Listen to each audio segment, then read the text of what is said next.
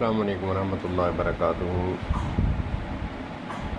امامت کے شرائط جو کہ امام ابو حنیفہ رحمۃ اللہ تعالی علیہ کی طرف سے بیان کیے جاتے ہیں اور اہل حدیث حضرات جو ہے اس پر تنقید کرتے ہیں کہ امامت کے شرائط نبی پاک صلی اللہ علیہ وآلہ وسلم نے جو بتلائے اس سے ہٹ کر ہیں، ان کے قرآن و سنت سے خلاف ہے۔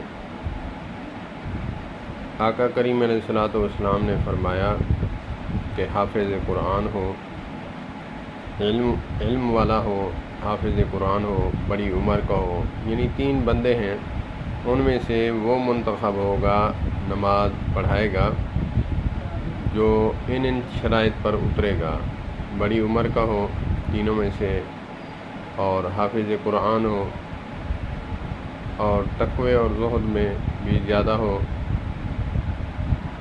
تو چند ایک موٹی جو ہے شرائط ہیں، تو علماء احناف جو بیان کرتے ہیں کہ یہ بھی شرائط بیان کرتے ہیں اور اس کے ساتھ ساتھ دوسرے بھی بیان کرتے ہیں کہ اس کی ایک تو بیوی خوبصورت ہو اور دوسرا اس کا سر موٹا ہو اور عضو خاص جو ہے وہ بھی چھوٹا ہو۔ تو اس کی اب دیکھیں، آپ کو یہ موازنہ کر کے کوئی نہیں بتائے گا یہاں پہ کہ وہ مسئلہ اور یہ مسئلہ اس میں کیا ٹھیک ہے کیا غلط ہے۔ سبھی بتائیں گے کہ ہمارا مسئلہ قرآن و سنت سے ثابت ہے اور باقی جو ہیں وہ مشرک، کافر، گستاخ ہیں۔ تو آپ کو ایسا چینل کہاں ملے گا؟ پیارے بھائیو، بڑا سائیڈ ہوتا ہوں میں،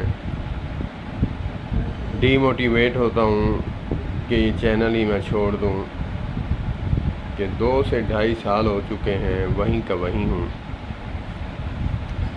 ایک ثواب کمانے کی نیت بھی تھی اور دوسرا جو ہے چینل کو گرو کرنے کی بھی تھی۔ آپ کو کہاں ملے گا ایسا چینل؟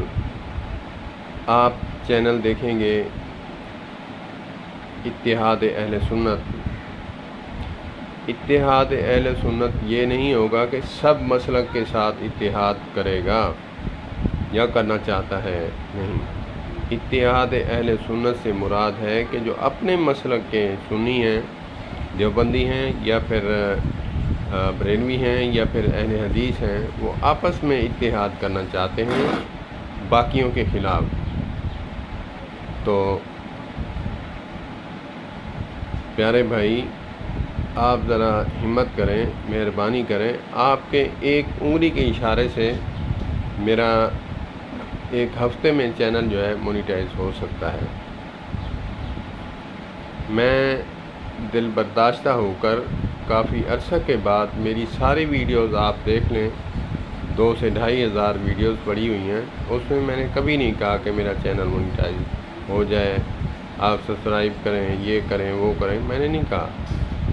آج مجھے مجبوراً کہنا پڑا ہے، مجھے گلہ ہے، شکوہ ہے اپنے بھائیوں سے، مسلمانوں سے۔ بات وہ رہ جائے گی کہ نبی پاک صلی اللہ علیہ وآلہ وسلم نے جو فرمایا، سبحان اللہ فرما دیا، اور امام ابو حنیفہ رحمۃ اللہ تعالی علیہ کے مقلدین نے جو بتایا وہ آپ کو بتانے لگا ہوں۔ وہ فرماتے ہیں جس کی بیوی خوبصورت ہوگی امام کی، تو وہ کسی کی طرف کم دیکھے گا اور سارا فوکس جو ہے اپنے گھر پر ہوگا۔ بڑی حکمت بھری باتیں ہیں۔ تو اس پر تنقید تو کی جاتی ہے، میں بھی کرتا تھا کہ پہلے اس کی بیوی چیک کی جائے، اس کو جو ہے دیکھا جائے کہ اس کی بیوی خوبصورت ہے تو اس کو رکھیں ورنہ نہیں رکھیں۔ تو جو حکمتیں ہیں وہ میں بتا رہا ہوں۔ حکمتیں وہی مان سکتا ہے جو علماء احناف میں سے ہوگا یا پھر مقلد ہوگا امام ابو حنیفہ نعمان بن ثابت رحمۃ اللہ تعالیٰ علیہ کا۔ باقی جو ہے وہ تو تنقید ہی کریں گے۔ تو فرماتے ہیں کہ جس کی بیوی خوبصورت ہوگی وہ باہر زیادہ منہ نہیں مارے گا۔ جو بندہ گھر سے گوشت کھا کے جائے باہر جو ہے وہ منہ مارے گا؟ اس کا پیٹ بھرا ہوا ہوگا تو وہ کیسے دیکھے گا؟ حکمت بھری باتیں ہیں، فقہی باتیں ہیں، فقہی باتیں اس کو سمجھ آتی ہیں جس کا دماغ بھی فقاہت والا ہو، جس کا دماغ ہی تنقید والا ہو، تو وہ کیڑے ہی نکالتا ہے اور کیا کرتا ہے۔ تو اس کی بیوی خوبصورت ہو۔ دوسرا جو ہے عام انسانوں سے جس کا سر بڑا ہو، بڑے سے مراد مولا تولا نہ ہو مولا تولا نہ ہو، یعنی سارا جو سر ہے وہ بقدر جسہ اپنی جسامت کے لحاظ سے جیسے بھی نارمل ہوتے ہیں اس سر سے زیادہ موٹا اور بھاری ہو، تو اس کا دماغ بھی تیز ہوتا ہے، کیونکہ وہ مسائل بتائے گا۔ اسی لیے حکمتیں بتائیں کہ جس کا سر نارمل لوگوں سے تھوڑا بڑا ہوتا ہے تو اس کا دماغ بھی تیز ہوتا ہے۔ اور جو تیسری بات بتائی کہ عضو خاص جو ہے وہ چھوٹا ہو، تو وہ بھی حکمت سے خالی نہیں ہے کہ جو زانی بندہ ہوتا ہے اس کا عضو خاص تھوڑا نارمل لوگوں سے بڑا ہوتا ہے۔ تو اسی لیے حکمت والی باتیں بتائیں۔ یہ بات نہیں ہے کہ اس کو چیک کیا جائے گا، لیکن انہوں نے بتا دی ہیں، آپ کی مرضی ہے جیسے بھی اس کو سمجھیں۔ تو اس میں کیا حرج ہے؟ جو حکمت والی باتیں بتائی ہیں، کسی نے سوال کیا کہ امام کیسا ہونا چاہیے، تو وہ بتایا گیا کہ اس کی امام ابو حنیفہ رحمۃ اللہ تعالیٰ علیہ کے مقلدین بتاتے ہیں اس کی تقوی والا ہو۔ 3 بندے ہیں، اس میں سے دیکھنا ہوگا کہ حافظ کون ہے، پھر اس کے بعد دیکھنا ہوگا کہ